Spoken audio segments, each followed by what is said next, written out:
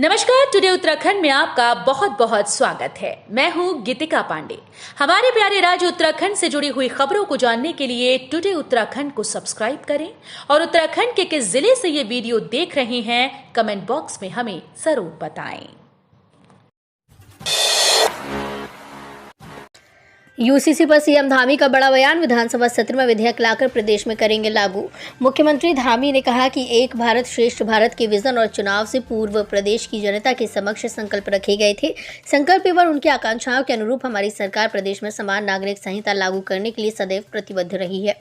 CM Dhami ने कहा कि यूनिफॉर्म सिविल कोड का मसौदा तैयार करने के लिए बनी कमेटी 2 फरवरी को अपना ड्राफ्ट प्रदेश सरकार को सौंपेगी और हम आगामी विधानसभा सत्र में विधेयक लाकर समान नागरिक संहिता को प्रदेश में लागू करेंगे।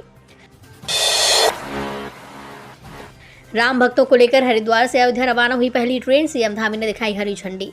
उत्तराखंड के राम भक्तों को अयोध्या दर्शन कराने के लिए आस्था स्पेशल ट्रेन रवाना हो गई है। सीएम पुष्कर सिंह धामी ने ट्रेन को हरी झंडी दिखाकर रवाना किया। पहले दिन ट्रेन करीब 1500 राम भक्त अयोध्या के लिए रवाना हुए। जय श्री राम के जयकारे के साथ सीएम ने कहा कि ट्रेन अयोध्या के लिए जा रही है। इसके संचालन से समूचे राज्य के राम भक्तों को लाभ मिलेगा। इसके लिए प्रधानमंत्री और रेल मंत्री के प्रति प्रदेश की जनता आभारी है। राजधानी की सड़कों पर पुलिस की वर्दी पहन उतरे बच्चे, संभाली कमान, राहगीरों का खींचा ध्यान। सड़क सुरक्षा माह के अंतर्गत जागरूकता के लिए बच्चों को पुलिस की वर्दी पहनाई गई। इंस्पेक्टर की भूमिका में नजर आए बच्चों ने हर किसी का ध्यान खींचा। सड़क सुरक्षा माह के अंतर्गत जागरूकता के लिए छोटे बच्चों को इंस्पेक्टर बनाया गया। 8वीं कक्षा के अभिनव थपलियाल ट्रैफिक इंस्पेक्टर बने तो वहीं 11वीं के प्रांजल सीपीयू इंस्पेक्टर बनाए गए। दोनों छात्र पुलिस मॉडर्न स्कूल के हैं। चालान का मैसेज किया इग्नोर तो अब फोन कर रकम जमा करने की याद दिलाएगी पुलिस। फोन पर ऑनलाइन चालान का मैसेज देखकर अनदेखा करने वालों को अब पुलिस की ओर से चालान भरने का फोन आएगा। देहरादून पुलिस के करीब 1.5 लाख से ज्यादा ऑनलाइन चालान लोगों ने नहीं भुगते। इनसे तकरीबन 30 करोड़ से भी अधिक वसूली की जानी है।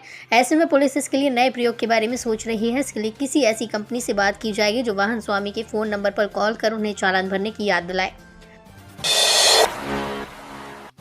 उत्तराखंड में बाघ के हमले में हुई काफ़ी लोगों की मौत। देख लीजिए आंकड़ा। उत्तराखंड में बाघ के हमले में लोगों की जान गंवाने वालों की संख्या साल दर साल बढ़ रही है। जंगलात के मानव वन्यजीव संघर्ष की घटनाओं में कमी लाने के दावे कागजी साबित हो रहे हैं। इसी महीने 3 लोग बाघ के हमले में जान गंवा चुके हैं। राज्य में 3 साल में बाघ के हमलों में 35 लोगों की मौत हो गई, 27 घायल हुए। प्रमुख वन संरक्षक वन्यजीव कार्यालय से प्राप्त जानकारी के अनुसार वर्ष 2021 में बाघ के हमले में 2 लोगों की मौत हुई थी, जबकि 8 घायल हुए थे। 2022 में 16 लोगों की मौत हुई और घायलों की संख्या में भी बढ़ोतरी हुई। इस साल 10 लोग घायल हुए। 2023 में प्रदेश में 17 लोगों ने बाघ के हमले में जान गंवाई। भीमताल जैसे पर्वतीय क्षेत्र में बाघ ने 3 लोगों को मार दिया था।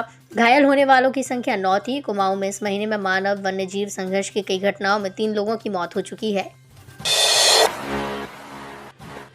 घने कोहरे के चलते 4 ट्रेनें रहीं रद्द, कई ट्रेनें हुई लेट, यात्रियों को झेलनी पड़ी परेशानी।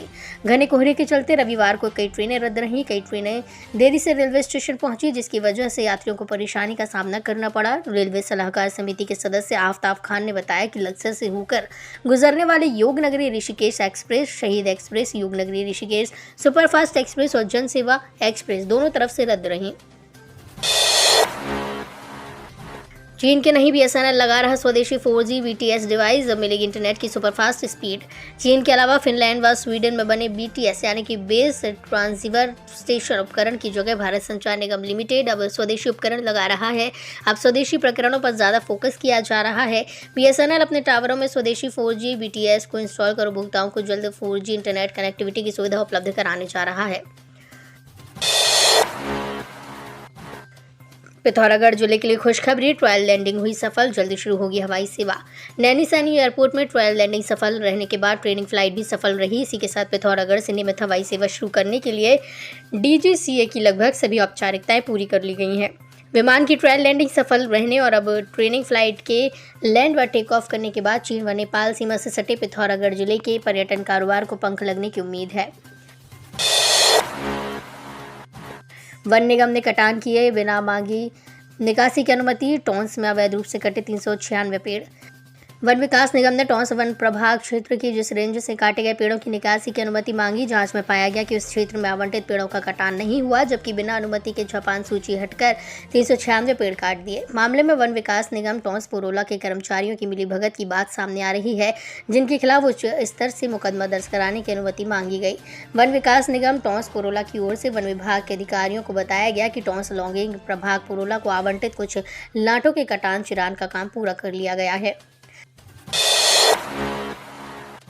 दरोगा भर्ती धांधली, अब शासन करेगा दरोगाओं के भविष्य का फैसला। विजिलेंस ने सौंपी रिपोर्ट, 33% नाकाबिल।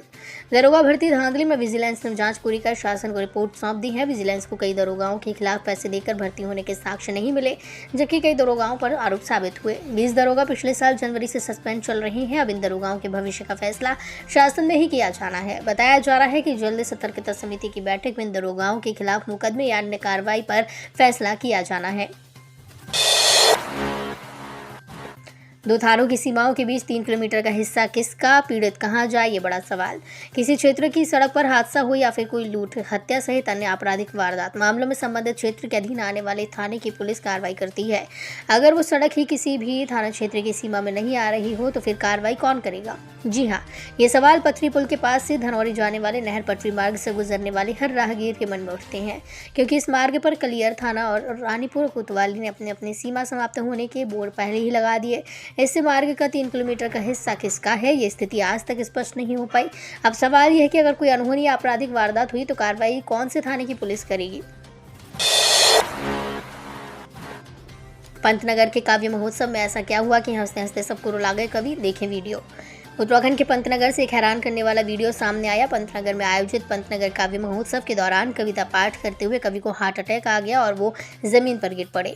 पंतनगर विश्वविद्यालय परिसर के कृषि महाविद्यालय स्थित डॉक्टर BV सिंह सभागार में पंतनगर काव्य महोत्सव एवं सम्मान समारोह का आयोजन किया गया, जिसमें पंतनगर निवासी कवि सुभाष चतुर्वेदी 68 वर्ष का कविता पाठ के दौरान दिल का दौरा पड़ने से निधन हो गया, जिनका सोमवार को गमगीन माहौल में मथुरा के अंतिम संस्कार कर दिया गया।